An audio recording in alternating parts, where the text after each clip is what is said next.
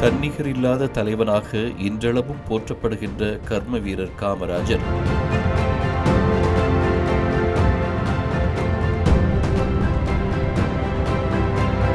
ஆயிரத்தி 1903 ஜூலை 15 விருதுநகரில் குமாரசுவாமி சிவகாமி அம்மாள் தம்பதியருக்கு மகனாக பிறந்தார். சிறு வயதிலேயே தந்தை இறந்த காரணத்தால் 6ஆம் வகுப்போடு காமராஜரின் படிப்பு நின்று போனது. சுதந்திர போராட்டம் நாடெங்கும் பரவியிருந்த நேரம் அது. 1919 தனது 16வது வயதில் காங்கிரஸ் இயக்கத்தில் தன்னை அர்ப்பணித்துக் கொண்டார். தன்னுடைய 18வது வயதில் காந்தியடிகளின் ஒத்துழையாமை இயக்கத்தில் காமராஜர் பங்கெடுத்தார். 1930 வேதாரண்ய உப்பு சத்தியாகிரகத்தில் கலந்து கொண்டதற்காக காமராஜர் முதலில் சிறைச்சாலை சென்றார்.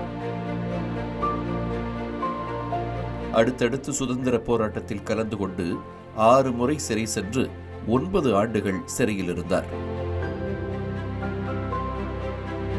1940 தொடங்கி 14 ஆண்டுகள் தமிழக காங்கிரஸ் மாநில தலைவராக பதவி வகித்த காமராஜர் 1954 தமிழ்நாட்டின் முதல்வரானார்.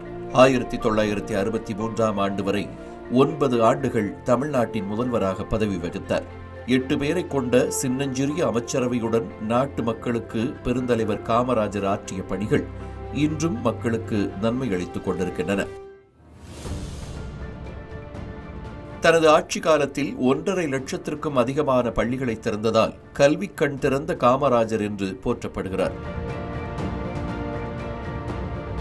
ஒவ்வொரு கிராமத்திலும் ஒரு தொடக்கப் பள்ளி, ஒவ்வொரு பஞ்சாயத்திற்கும் ஒரு உயர்நிலை பள்ளி என்பது காமராஜரின் முக்கிய கொள்கையாக இருந்தது. 11ஆம் வகுப்பு வரை இலவச கட்டாய கல்வி என்பதையும் காமராஜர் உறுதி செய்தார். பொருளாதார ஏற்றத்தாழ்வு உடைகளில் தெரியக்கூடாது என்பதற்காக பள்ளி சீருடை திட்டத்தை அறிமுகப்படுத்தியதோடு மகத்தான மதிய உணவு திட்டத்தின் மூலம் பள்ளி மாணவர்களின் வயிறு நிறைய வைத்தார். ஆழியாறு, பரம்பிக்குளம், மணிமுத்தாறு, வைகை என அணைக்கட்டுகள் பல கட்டி பாசன வசதியால் விவசாயம் செழிக்க வழிவகை செய்தார். NLC, ICF போன்றவற்றை உருவாக்கி தமிழக தொழில்துறை வளர்ச்சிக்கும் வித்திட்டார். அதனாலேயே காமராஜர் ஆட்சி தமிழகத்தின் பொற்கால ஆட்சி என்று போற்றப்படுகிறது. இந்தியாவின் முதல் பிரதமர் பண்டித நேருவின் அழைப்பை ஏற்று தேசிய அரசியலில் நுழைந்த பெருந்தலைவர் காமராஜர் 1964 அகில இந்திய காங்கிரஸ் தலைவராக பொறுப்பேற்றுக் கொண்டார். 1967 வரை அகில இந்திய காங்கிரஸ் தலைவராக பதவி வகித்த பெருந்தலைவர் காமராஜர் 3 முறை பிரதமர்களை தேர்வு செய்த கிங் மேக்கராக திகழ்ந்தார். நாட்டின் சோதனையான காலகட்டத்தில் நேருவின் மறைவுக்கு பிறகு லால் பகதூர் சாஸ்திரியையும், அவரது மறைவுக்கு பிறகு இந்திரா காந்தியை இருமுறையும் பிரதமராக தேர்வு செய்து தேசிய அரசியலில் செல்வாக்குமிக்க தலைவராக பெருந்தலைவர் காமராஜர் விளங்கினார். 1971 நடந்த மக்களவைத் தேர்தலில் நாகர்கோவிலில் போட்டியிட்டு வெற்றி பெற்ற காமராஜர் கடைசி வரை நாடாளுமன்ற உறுப்பினராக பதவியில் இருந்தார். 1976 இந்திய அரசு பெருந்தலைவர் காமராஜருக்கு பாரத ரத்னா விருது வழங்கி சிறப்பித்தது.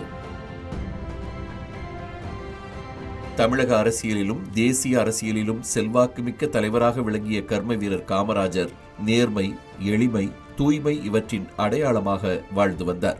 சத்தியத்தை வலியுறுத்திய மகாத்மா காந்தியின் கொள்கை பிடிப்போடு வாழ்ந்து வந்த கர்ம வீரர் காமராஜர் காந்தியடிகளின் பிறந்த நாளில் உலகை விட்டு மறைந்தார். 9 ஆண்டுகள் முதலமைச்சர், 3 ஆண்டுகள் அகில இந்திய காங்கிரஸ் தலைவர், 14 ஆண்டுகள் தமிழ்நாடு காங்கிரஸ் கமிட்டி தலைவராக இருந்த கர்ம வீரர் காமராஜர் மறையும் போது அவரிடம் மிச்சம் இருந்தது வெறும் 10 கதர்வேட்டிகள், 4-5 சட்டைகள் மற்றும் 100 ரூபாய்க்கும் குறைவான பணம் மட்டுமே.